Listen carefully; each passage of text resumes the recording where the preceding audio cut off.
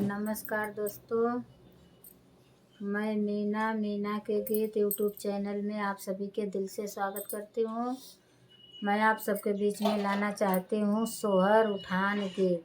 ये गीत जाएगा सुजीता यादव ऑफिशियल के चैनल पे, मीना के गीत यूट्यूब चैनल पे जाएगा। पसंद आए तो इतना इतना दुलार प्यार देना, फुलवाच करके एक बार ज़रूर सुनिएगा, एक लाइक ज़रूर मार देना और अपने इस छोटी बहन का मदद आप लोग ज़रूर करिएगा। सोहर उठान गीत। है गो दे तू भौजी सुंदर चुनरी, एगो दे तू भौजी सुंदर चुनरी, सुंदर चुनरी हो सुंदर चुनरी, एगो दे तू भौजी सुंदर चुनरी, एगो दे तू भौजी सुंदर चुनरी। ललना के भय भजी चारने गले बे, ललना के भय भजी चारने गले बे, चारने गले भो चारने गले बे, भैया से ले बे सुंदर सिकड़ी, भैया से ले बे सुंदर सिकड़ी, एगो दे तू भौजी सुंदर चुनरी, एगो दे तू भौजी सुंदर चुनरी।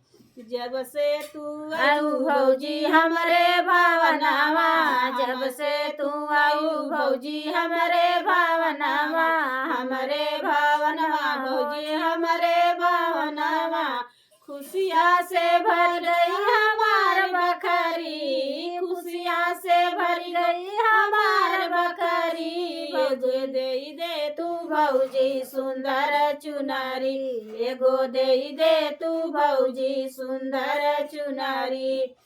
तोहरा के देव नंदा सोने का हरावा, सोने का हरा नंद सोने का हरारी, तोहरा के देव नंदी सोने का हरावा, सोने का हरा नंदी सोने का मुनरी, देव में एगो सुंदर चुनरी, देव में तोहके सुंदर चुनरी, ननदी ऐसा शीशा हमार बखरी, ननदी ऐसा शीशा हमार बखरी, हमार बखरी हो हमार बखरी, ननदी ऐसा शीशा हमार बखरी, ननदी ऐसा शीशा हमार बखरी। भौजी दे तू सुंदर चुनरी, भौजी दे तू अपन सुंदर चुनरी,